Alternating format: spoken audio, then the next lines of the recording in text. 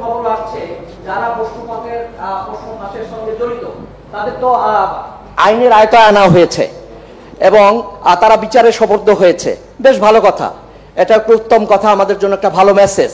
কিন্তু যারা এই প্রশ্ন ফাঁসের যারা বেনিফিশিয়ারি, যারা এই প্রশ্ন ফাঁসের মধ্য দিয়ে যারা ভালো ছাত্র না কিন্তু তারা আজকে বিসিএস অফিসার হয়েছেন, যারা এরকম প্রশ্ন ফাঁসের সুযোগ নিয়ে যারা আজকে বড় বড় পদে প্রশাসন ক্যাডার থেকে বিভিন্ন মাধ্যমে যারা আজকে বসে আছেন, এরা যদি বিচারে সোপর্দ হয়, এরা যদি অপরাধ করে থাকে প্রশ্ন ফাঁস করে, তাহলে যারা প্রশ্ন ফাঁসের বেনিফিশিয়ারি হিসাবে যারা ওটা নিয়ে যারা পাশ করলো, যারা বড় বড় পদে বসে আছে, তারা আইনের সোপর্দ হবে না কেন? তাদের ব্যাপারে আপনি কোনো সিদ্ধান্ত নেবেন কিনা এটা জানতে চাচ্ছি। আমি একটা কথা বলি, 24 বিসিএস পরীক্ষা হয়েছিল 2002 বা 2003 এই সময়।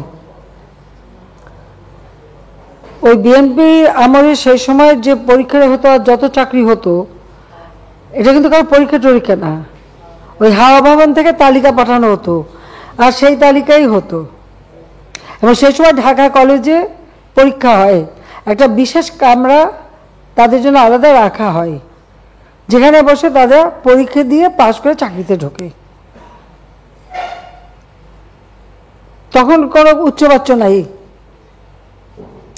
এই যে প্রশ্নপত্র ফাঁস বা কোনো কিছু, এই যে অনিয়মগুলি তো তখন থেকে শুরু।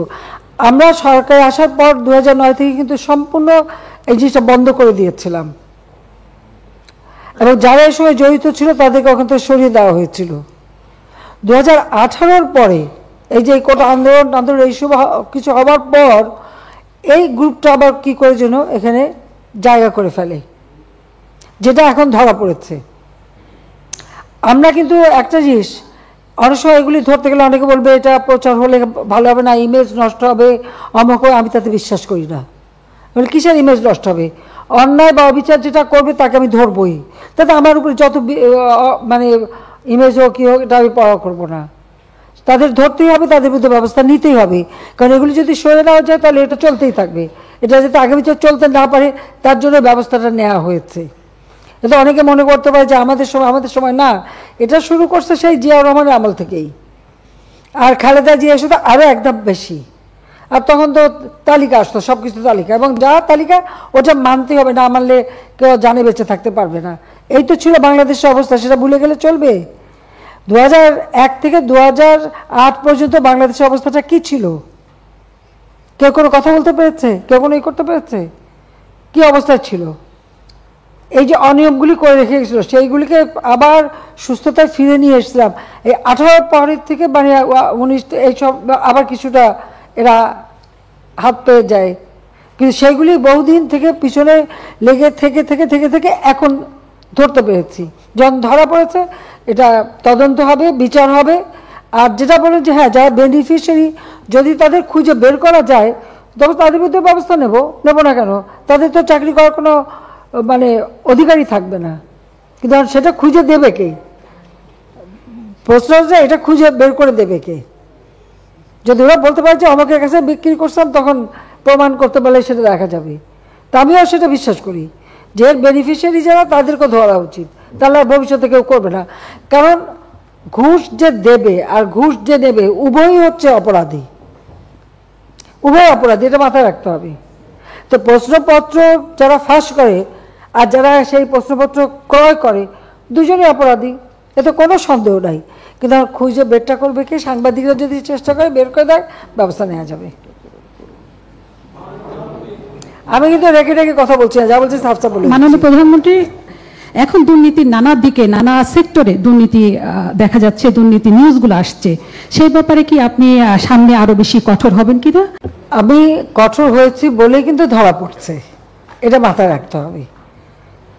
এর আগে কখনো কেউ ওইভাবে দুর্নীতির বিরুদ্ধে অভিযান করেনি। আমি তো বলছি আমার জিরো টলারেন্স। এর আগে জঙ্গিবাদ ঠিক করার কথা ছিল, সেটা আমরা করেছি, কারণ একটা চট করে হবে আর দীর্ঘদিনের সমস্যা, এই সমস্ত জঞ্জাল সাফ করতে হচ্ছে। তো জঙ্গিবাদ যখন আমরা নিয়ন্ত্রণ করতে পারলাম, এখন দুর্নীতি যেটা আমার জিরো টলারেন্স ঘোষণাই আছে, আমি সেটা ধরছি। আর আমরা খুঁজে বের করছি বলেই কিন্তু আপনারা জানতে পারছেন, খোঁজ না করলে তো জানা যেত না, যেত এইভাবেই চলতো, কারণ এইভাবেই চলছিল সেই 75-এর পর থেকে এইভাবেই চলছে। তো এখন আমরা এর বিরুদ্ধে ব্যবস্থা নিচ্ছি, কাজে ব্যবস্থা অব্যাহত থাকবেই, এখানে তো আর কোনো দ্বিধা নেই। আমি ওটা বিশ্বাস করি না যে আমি এটা ধরলেই একবারে আমার সরকারি ইমেজ নষ্ট হবে, নো, আমি এটা বিশ্বাস করি না। আমার দায়িত্বই হচ্ছে যে অন্তত এই যে সমস্ত অনিয়মগুলি আছে সেগুলি ধরে একটা জায়গায় নিয়ে আসা, দেশটাকে সুস্থভাবে নিয়ে আসা, সেটা আমরা করার পদক্ষেপ নিয়েছি, কাজে এটা অব্যাহত থাকবে।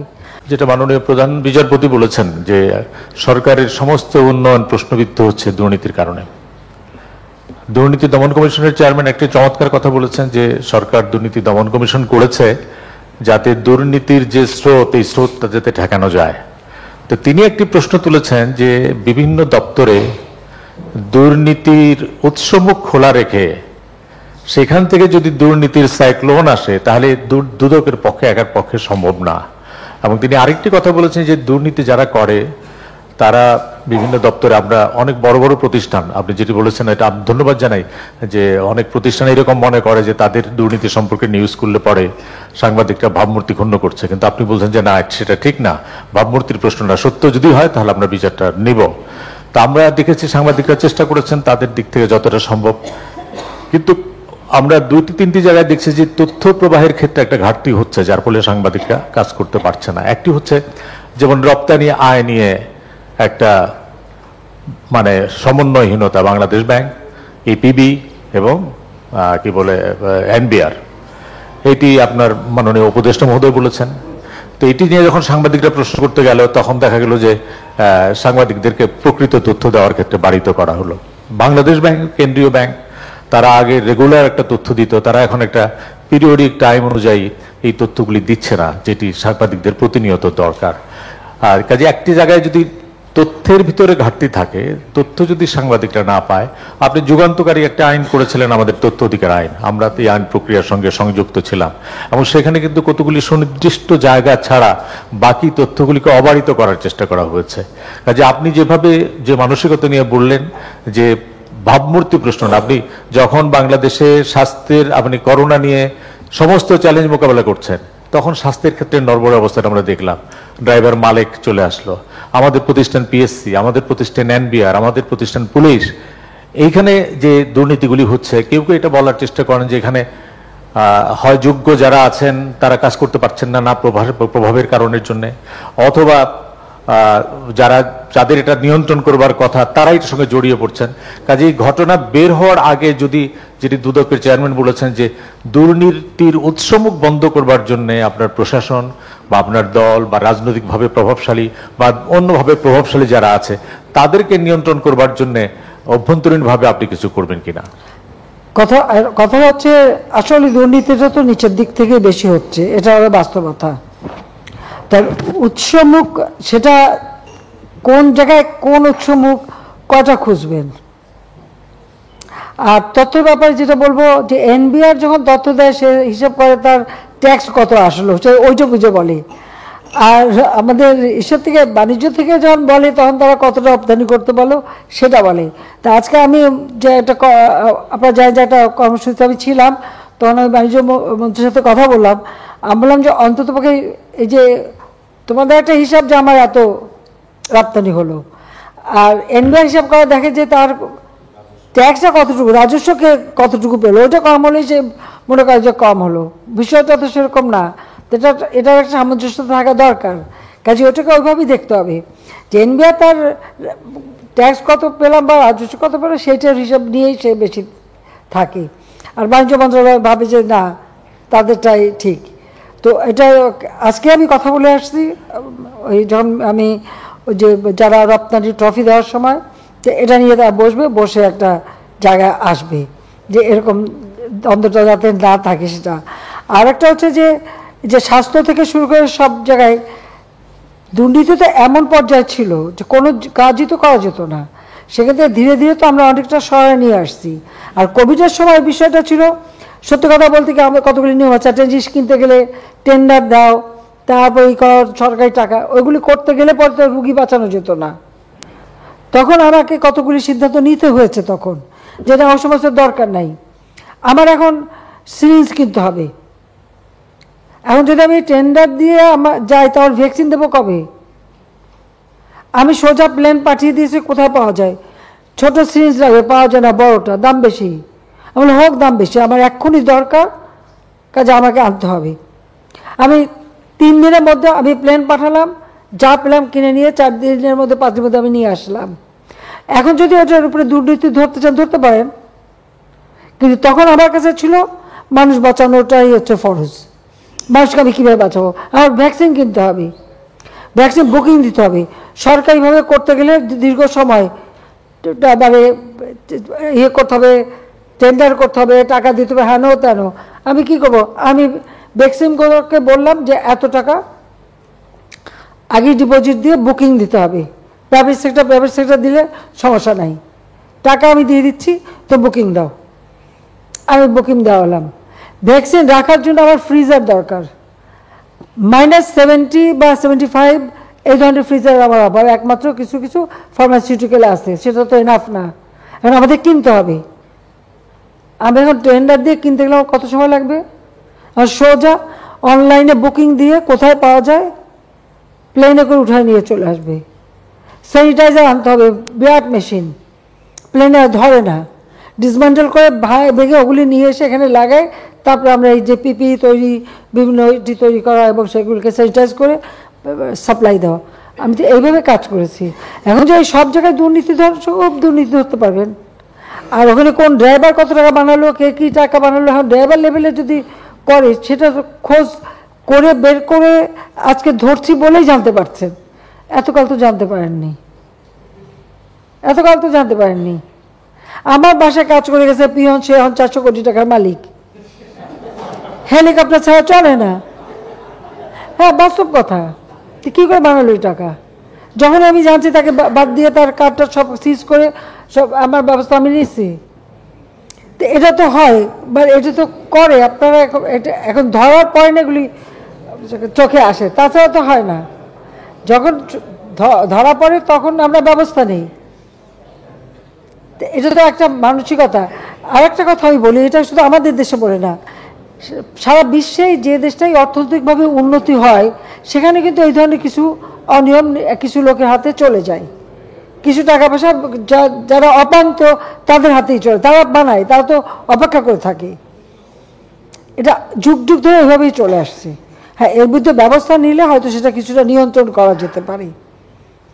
আর সাংবাদিকরা তথ্য জোগাড় করা এক জিনিস, আর ফাইল চুরি করা আর এক জিনিস। এখন আমি ভ্যাকসিন কিনবো, আমার সেখানে নেগোসিয়েশন হচ্ছে, জরুরি পেপার, আমার অফিসার দিন রাত 24 ঘন্টা কাজ করছে, কাগজ ফাইলটা রেখে কেবল একটু বাইরে গেল, অমনি আপনাদের এক স্বনামধন্য পত্রিকার এক সাংবাদিক ঢুকে সেই কাগজ চুরি করতে গেল। অফিসার এসে ধরলো, সে সেটা নিয়ে গেল বাথরুমে আটকাতে, সেখান থেকে তার বের করা হলো, সে ঢুকালো তার শাড়ির ভিতরে, সেখান থেকে টেনে বের করলো, সে বিরাট অপরাধ হয়ে গেল। সে যে ফাইল চুরি করতে গেল এটা কোনো অপরাধ না, সে যে কোনো একটা বড় দেশ আমাকে তাকে পুরস্কারও দিয়ে দিল, ফাইল চুরির জন্য পুরস্কার পেল। এটা কি দুর্নীতি, ডাকাতি, চুরি, কোনটা?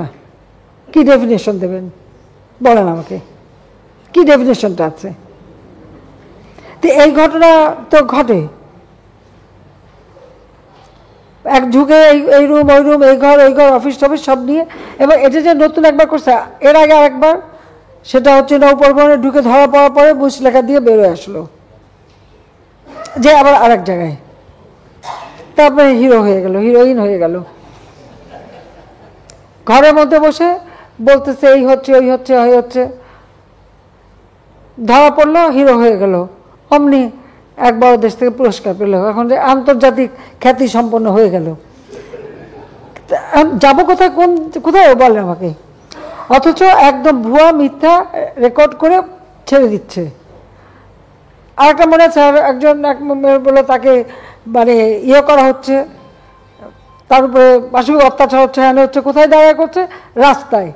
ওখানে আবার একটা সাইনবোর্ড, তাও দেখা যাচ্ছে, লাইট পোস্টও দেখা যাচ্ছে। সে ওটা তার মাথায় নাই যে যেখানে দাঁড়াচ্ছে গাড়ি থেকে অন্যটা ফেলে দিয়ে বলো তাকে নাকি এরকম করা হচ্ছে, কিন্তু পিছনে যে ইয়ে লাগানো সাইনবোর্ড আর ওখানে যে লাইট পোস্ট সেটা তার খেয়াল ছিল না, ধরা পড়লো। ওই ধরলাম কেন সেটা অপরাধ হয়ে গেল, সেও পুরস্কার পেয়ে গেল, আমি ছেড়ে দিছি পরে অবশ্য, কিন্তু পুরস্কার তো পেয়ে গেল। তো এই তো মানে বিবেচনা, তা আমি যাবো কোথায়? আমি যা বলি সাচ্চা বলি, যেটা আমি দেখছি যে এই যে কী কারণে হিরো হয়ে যায়, আর আমরা তো জিরো আছি, কিন্তু আমাদের কোনো সন্দেহ নেই। তো তারপর আমার দেশের মানুষের জন্য কাজ করা আমি করে যাচ্ছি। তবে আমরা তো যখন ধরছি হাতে হাতে ধরা পড়বে যারা, ব্যবস্থা আমরা নেব। আর আপনারা খোঁজ খবর নেন। আর বাংলাদেশ কেন, সারা বিশ্বে এটা যে বড় বড় পত্রিকার মালিক, চ্যানেলের মালিক, এগুলো তো যারা বড় লোক তারাই হয়, সাধারণ মানুষ তো চালাতে পারে না। এটাও তো ঠিক, তাদের ধরতে গেলে নানা কথা শুনতে হবে, কিন্তু তারপরে আমি যখন আসি ছাড়বো তো না, অন্য কারোর কথা জানি না, আমি তো ছাড়বো না, সে যেই হোক।